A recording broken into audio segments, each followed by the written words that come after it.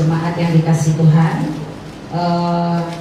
kalau saya bertanya siapa di sini yang ingin supaya hidupnya makmur, kemudian dihormati dan panjang umur, menikmati kehidupan, semua pasti bilang saya mau, ya. Tapi apapun yang keinginan kita ke depan tentang hal-hal yang baik itu, semua orang inginkan yang baik, ya. Itu nggak kita dapat dengan begitu saja, ya.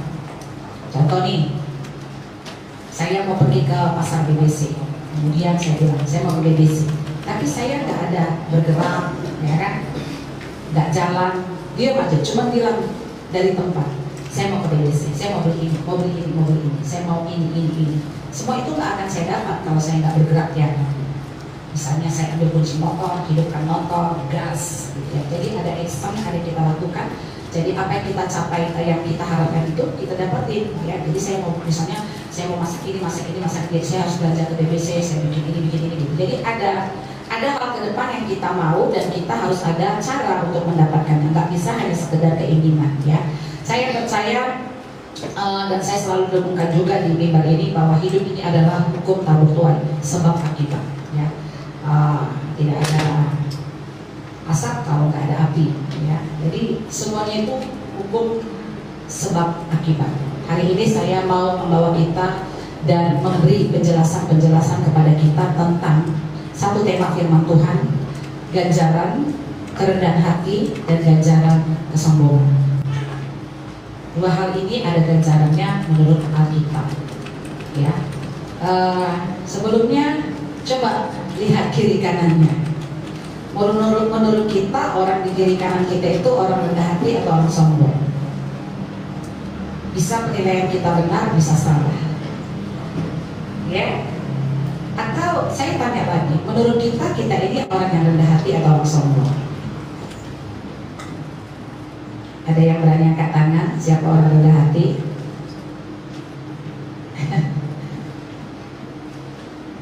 Ya, ketika ditanya siapa orang rendah hati, gak ada yang angkat tangan. Apalagi kalau saya tanya siapa orang sombong, mana mungkin mengaku, ya.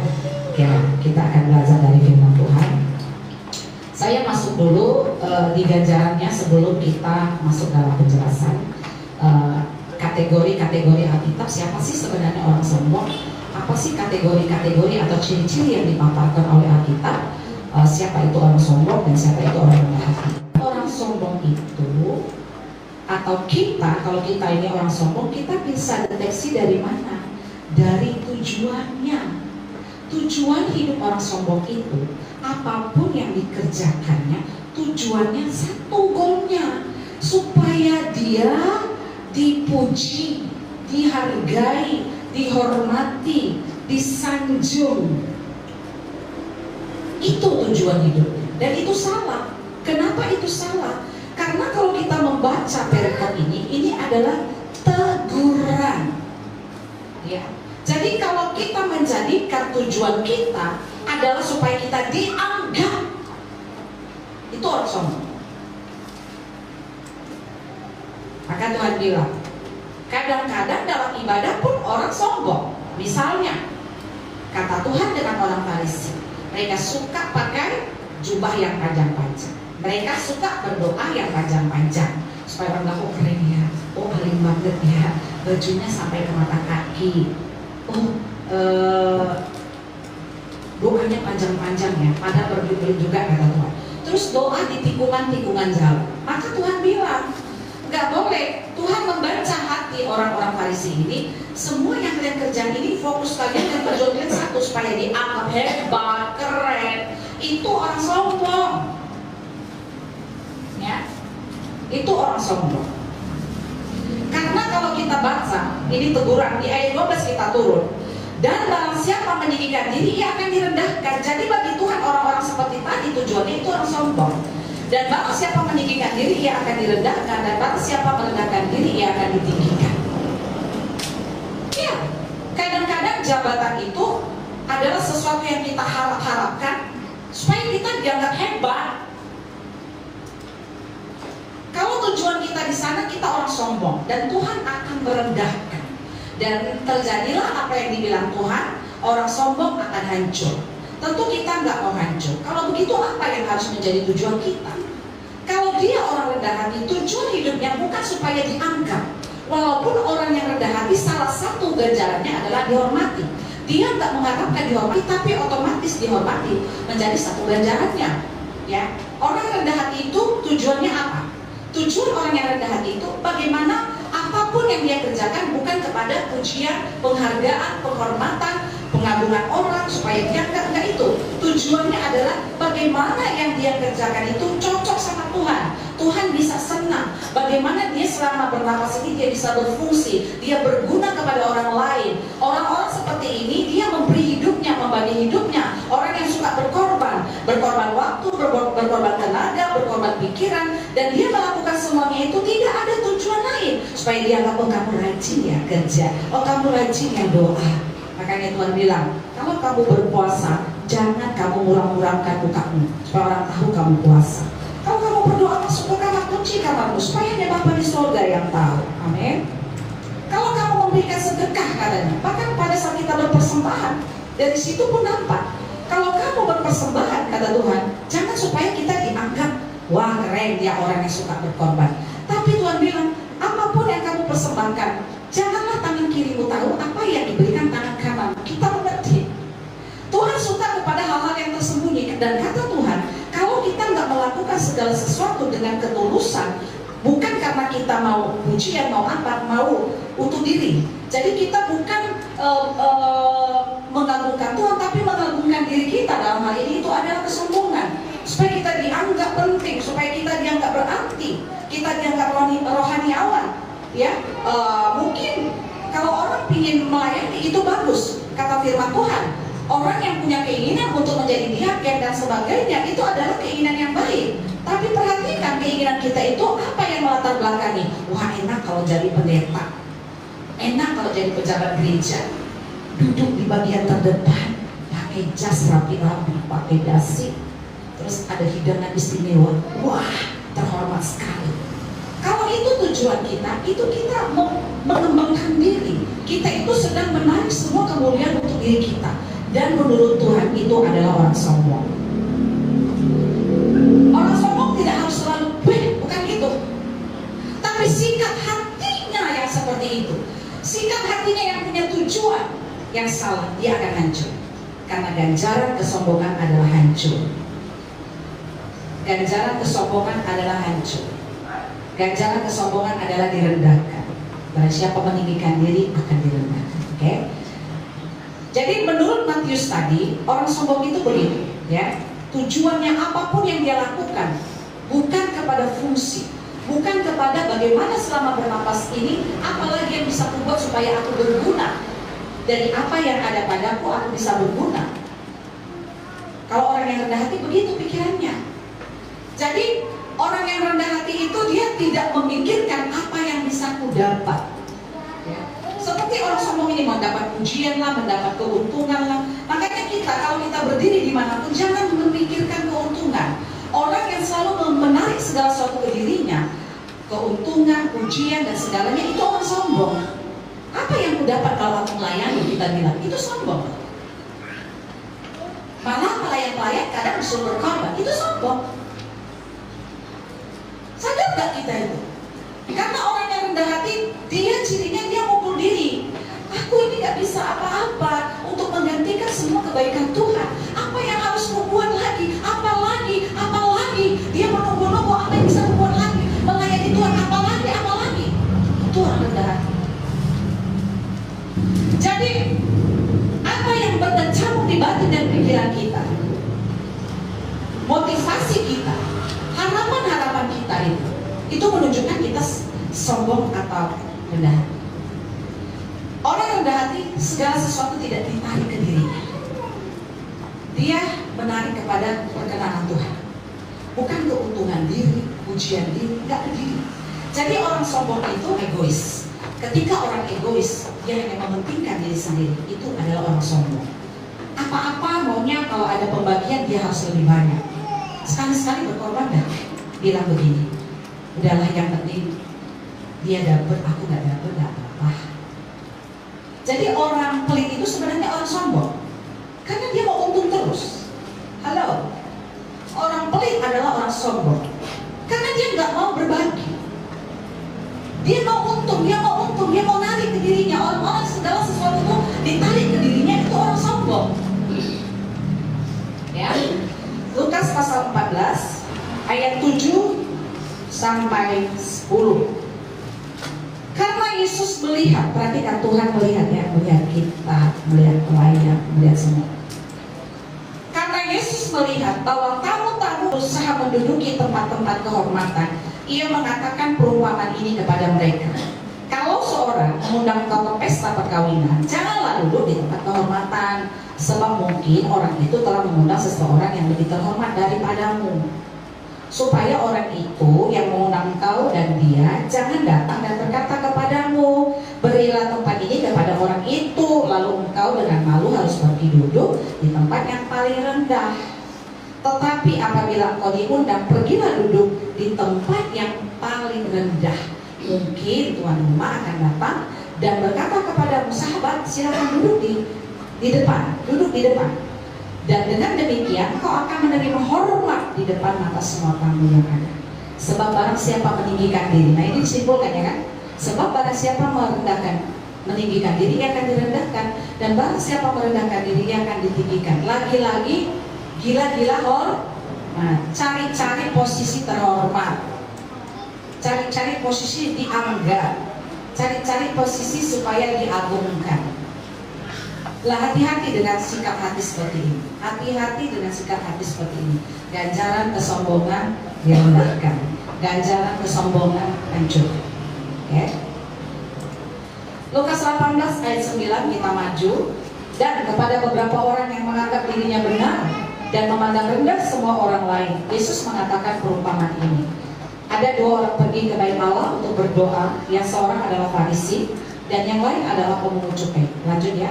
Orang Farisi itu berdiri dan berdoa dalam hatinya begini, ya Allah, aku mengucap syukur kepadamu karena aku tidak sama dengan semua orang lain, bukan perampok, bukan orang maling, bukan berzina, dan bukan juga seperti pemungut cukai ini.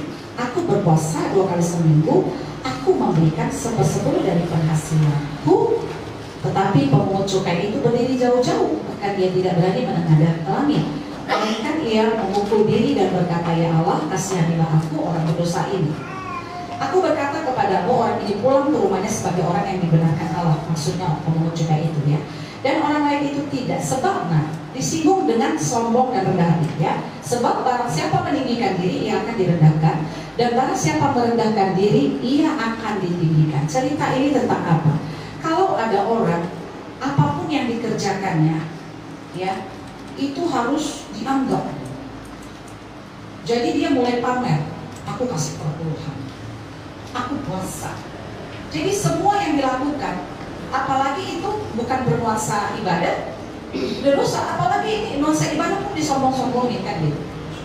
Aku puasa loh. Tuhan tuh gak suka apapun yang kita lakukan, kalau lakukan bukan mau pamer. Makanya orang-orang yang suka pamer itu, perhatikan, kamu tuh orang sombong. Sedikit naik gaji pamer, beli baju baru pamer, ya. Semuanya boleh, kita punya boleh, tapi jangan pamer. Ingat suatu saat Hizkia pernah pamer ketika Raja Babel berkunjung, dimarahi sama Nabi, ditunjukkannya semua, marah kan?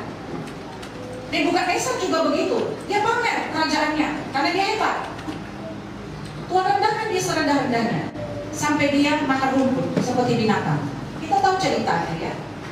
Jadi orang yang sombong itu adalah orang yang suka pamer, orang yang suka hitung-hitungan. Jangan sampai nggak nyangka yang dikerjakan, jangan sampai dia akan menghitung-hitung semua. Aku kasih persepuluhan loh, aku gotong royong loh. Tuh orang ciri sombong. Karena kalau orang rendah hati, apapun yang dia lakukan, dia nggak pernah menganggap itu.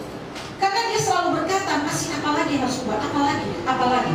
Jadi dia merasa kurang, bukan menganggap apa yang sudah dia buat itu adalah dia itu sudah pahlawan gitu, dia itu sudah melakukan sesuatu yang hebat. Enggak.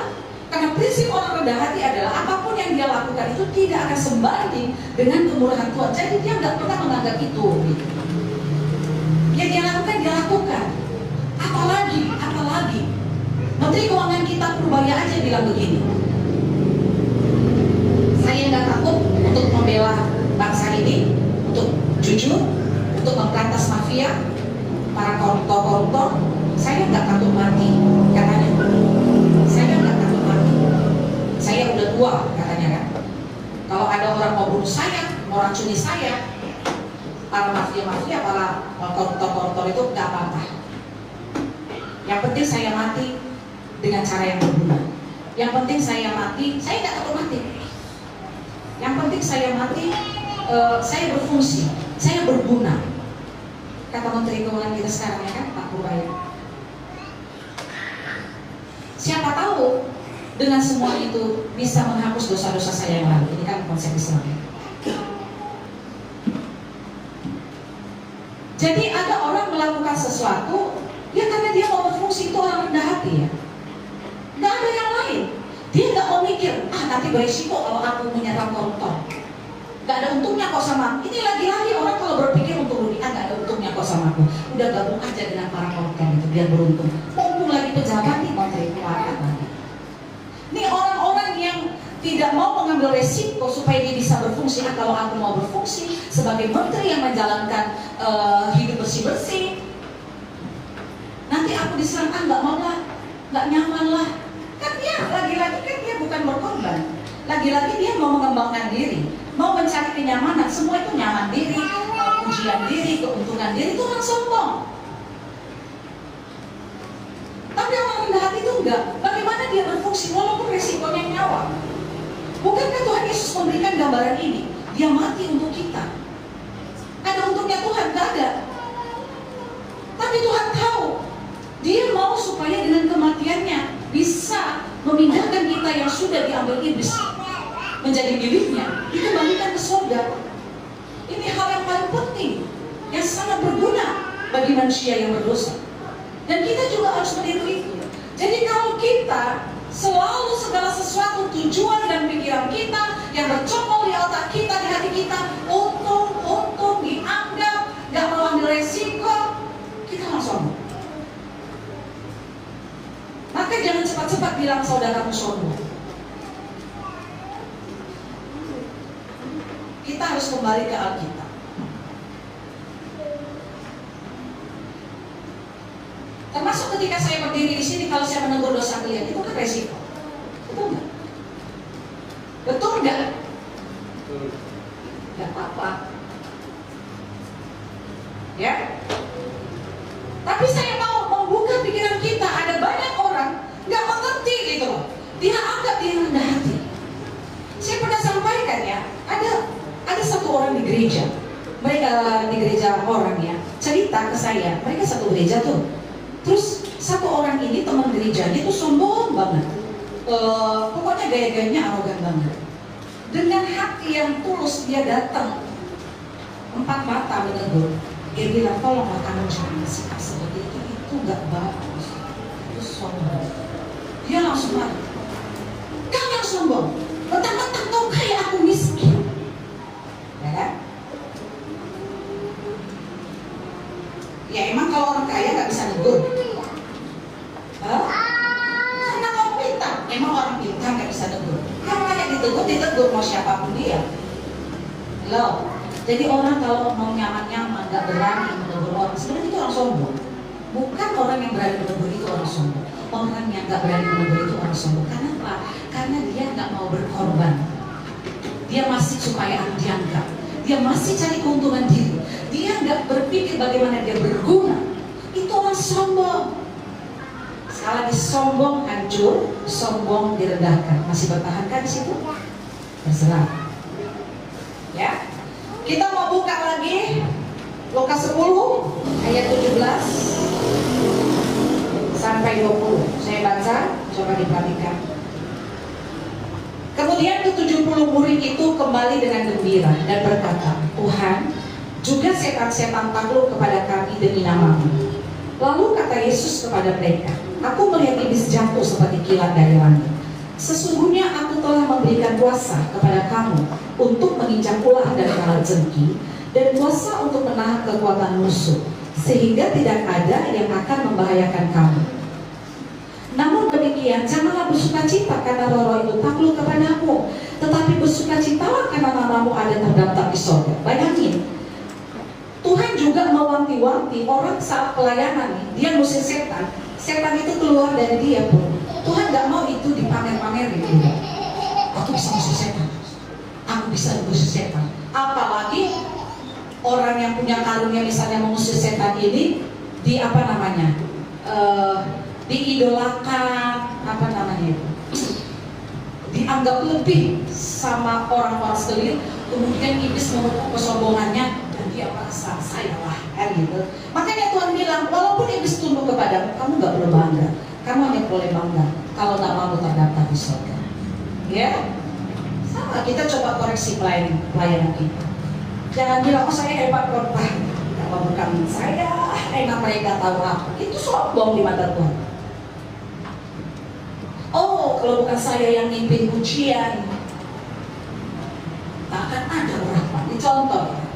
Sekalipun itu benar seperti itu, karena benar kan setan tuh takluknya. Sekalipun itu benar, tapi kalau dia orang rendah hati, dia bukan pamer dan menganggap itu sesuatu yang wah. Dia tahu itu anugerah, dan dia tahu bahwa dia bergerak untuk ini itu di pelayanan hanya supaya dia berfungsi, nggak lebih dari itu. Dan dia nggak akan pernah mungkin itu. Aku dulu berkorban, sen gereja, aku dulu sering potong royong. Oh, kamu orang sombong. Karena orang rendah hati tidak pernah menganggap sebanyak apapun pengorbanannya. Engkau berkorban sampai 1 M pun kau nggak pernah menganggap. Ada satu orang donatur di sekolah. Saya pernah menghubungi seseorang karena saya melihat banyak orang susah di sini. Saya coba hubungi. Saya kenal, karena pernah bertemu 1 kali doang sama bapak itu, tapi kalau saya connect itu, saya nggak tahu connect.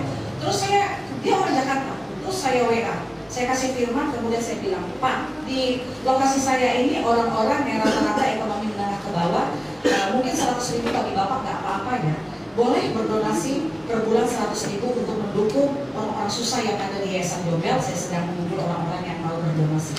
Yes, langsung dijawabnya. Saya nggak kasih 100 tuh, saya kasih 500. Betul, begitu saya kirimkannya langsung balasannya luar biasa. Dan sampai sekarang kalau dia mengirim, saya sudah transfer ya uangnya, selalu dia bikin emoji yang rendah. Tuhan, Engkau telah memberikan semua ini kepadaku, dan itu pun masih kurang. Engkau berkata, Engkau terus memberkati keturunanku. Siapakah aku ini Tuhan, jadi biji matamu? Jika aku melihat bulan dan bintang buatanmu, siapakah aku ini? Itu orang rendah hati. Karena orang rendah hati itu dia apa adanya. Ya, aku hanya bisa pakai sepatu harga 20.000, ya udah, ya inilah aku. Aku cuma bisa beli baju Natal ya, cuma harga 70.000. Ya inilah aku. Dia tampil apa adanya, dia tidak selalu pusing nanti dihina orang, nanti dibilang kampungan atau apa. Enggak. Karena masalah kualitas orang dan kemajuan orang itu bukan di penampilan, tetapi jiwanya, otaknya. Lihat orang Korea kalau datang, mereka tampil dengan gemerlap gak? Lihat orang-orang luar negeri kalau datang ke pelayanan, mereka datang dengan gemilang gak? Mereka hanya pakai yang rendah. Mereka bukan orang miskin, perhatikan itu. Jadi kalau orang-orang yang walaupun katanya dalam rupa Allah tidak menganggap kesetaraan dengan Allah itu sebagai milik yang harus dipertahankan, melainkan dia mengosongkan diri, mengambil wujud yang lebih rendah. Nah kalau kita ya mengambil wujud yang lebih rendah, ya pasti itu tidak ada saing-saingnya. Maka orang kalau dia saing-saingan itu orang sombong. Orang kalau dia iri-irian itu sombong. Gak bisa dilihat kalau temannya ini cantik kali bajunya, susah kali hatinya. Dia ganti baju terus, susah kali hatinya. Itu orang sombong. Dilihat orang diberkati, susah hatinya. Itu sombong. Kalau orang rendah hati, suasana hatinya gak dipengaruhi bagaimana orang, tapi dia selalu berpikir bagaimana aku berguna, berfungsi. Ya dia lagi begini, dia bisa diberkati, diberkati. Itu orang rendah hati. Saya mau kita mengukur diri kita, karena ini adalah kesimpulan firman. Sombong direndahkan, sombong hancur. Saya gak yakin ada kita yang bilang saya mau direndahkan dan saya mau menjadi orang hancur. Kalau begitu, kalau ciri-ciri kesombongan itu ada pada kita, kita harus berubah. Gak ada pilihan lain, harus berubah. Yesus sendiri turun ke bumi memberikan teladan itu. Emang Tuhan gak bisa lahir di hotel? Emang Tuhan gak bisa memilih orang tuanya adalah orang kaya, pejabat, atau raja? Dia dikandung oleh istri raja, tapi dia sengaja mengambil rupa terendah, menjadi hamba atas semuanya. Maka orang kalau dia gak hormat, kalau saing-saingan, iri-irian, begitu megang jabatan, wah pamer. Saya dulu pernah jadi ini, saya dulu pernah jadi pamer. Saya dulu pernah gini, saya dulu pernah punya ini, saya dulu ini. Bapak saya, tuanku, tulang saya, pamer, semua pamer. Kalau orang rendah hati, segala pun yang dia buat, dia diam. Kecuali kalau itu berguna, dia akan ngomong. Tapi kalau enggak, dia akan diam. Kita orang Kristen sering sekali cara berpikir kita salah, tapi kita pikir kita betul. Suasana hati kita ikut-ikutin aja. Dan kita anggap kita itu betul, dia salah. Tapi bukti akan menunjukkan kamu direndahkan, kamu akan hancur. Selesai dulu. Atau kamu akan mendapatkan jalan kerendahan hati. Kaya, dihormati, dan panjang umur. Makanya saya bilang tadi di awal, jangan cuma sekedar keinginan, aku gak mau dihancurkan, aku gak mau direndahkan. Jangan cuma gak mau, jangan cuma keinginan. Buat sesuatu. Saya mau kita itu jangan seperti kata di bawah tempurung. Istilah kata di bawah tempurung itu apa? Kata dia dimasukkan di tempurung, dia pikir dia sudah menguasai dunia, padahal tempurung. Dia merasa dia udah hebat di dunia, aku sudah menguasai dunia. Begitu dibuka tempurung, dia sadar.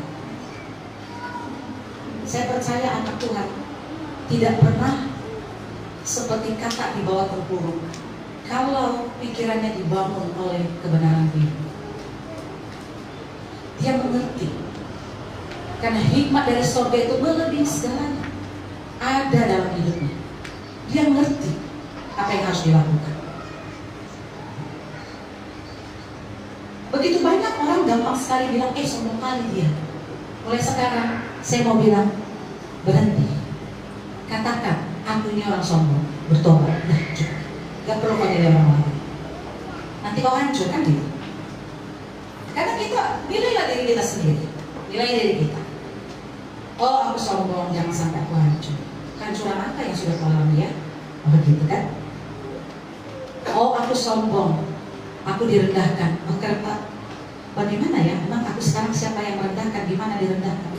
Itu hukum sebab akibat, gak bisa. Ya saya terlalu percaya firman ya. Itu hukum sebab akibat, gak bisa. Dan saya akan selalu berdiri di sini. Karena banyak hal menurut saya kesalahan dalam hati ini banyak yang salah dan pikiran banyak salah. Saya pun terus berdiri di sini, membukakan semua nilai firman terus supaya kita sadar. Paling kita sadar dulu kan. Oh, sadar salah, baru tahu untuk berubah. Kalau kita nggak sadar kalau kita salah, apa yang mau dirubah? Kan gitu. Makanya kadang saya melihat bergerak dalam kesalahan, merasa tidak ada yang salah, ini parah. Karena tidak ada pertobatan, tidak ada sesuatu yang akan dirubah. Yesus berkata dia merendahkan dirinya. Dan kalau kita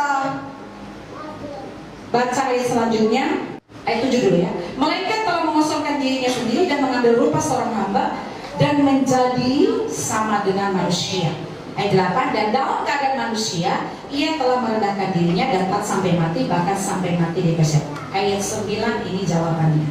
Itulah sebabnya Allah sangat meninggikan dia, karena orang rendah hati akan ditinggikan. Itulah sebabnya Allah sangat meninggikan dia dan mengaruniakan kepadanya nama di atas segala nama.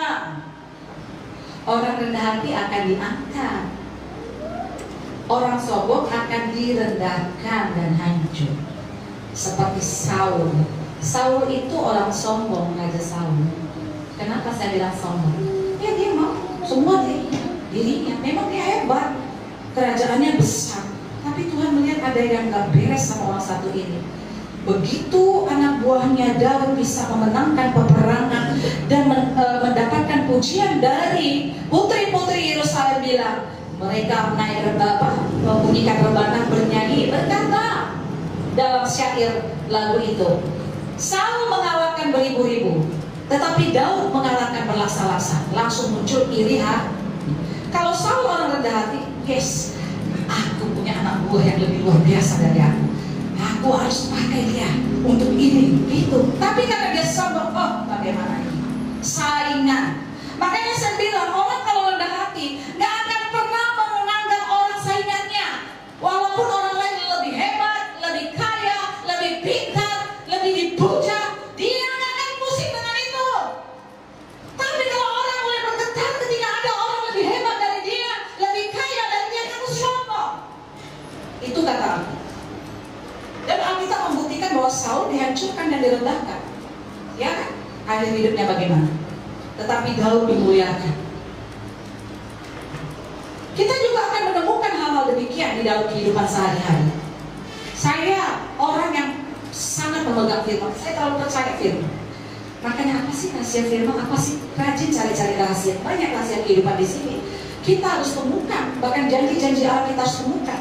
Karena saya percaya Allah itu menjadikan kita anaknya untuk kita boleh berbahagia, kita bersuka cita, kita merdeka, kita berkemenangan, kita masuk dalam pembelaan. Itu yang Tuhan mau.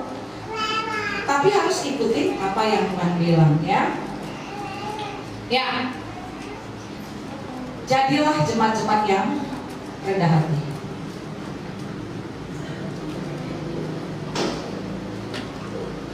Jangan jadi jemaat yang sombong, karena ganjarannya parah, hancur dan direndahkan. Selidiki hati kita, suasana hati kita. Saya simpulkan, sombong adalah, menurut versi Alkitab ayat yang sudah kita bukakan, sombong adalah orang yang tujuan hidupnya adalah untuk diri, kemuliaan diri, keuntungan diri, dianggap. Segala yang dia kerjakan cuma sebatas itu. Dia nggak mau berkorban. Dia maunya untung, dan untung. Bahkan dari pelayanan pun harus untung. Kita deteksi dalam keseharian. Deteksi hidup kita dalam keseharian. Intinya, tujuanmu apa? Tujuanmu mau cari nyaman, menggaruk ke diri, keuntungan, supaya kau dianggap. Kalau dia sudah nggak dianggap kayak si Saul, bersiasat-siasat jahat, mulai memfitnah, ya kan? Mulai mau membunuh, kan itu pekerjaan Saul. Tapi akhirnya Tuhan yang bunuh si Saul.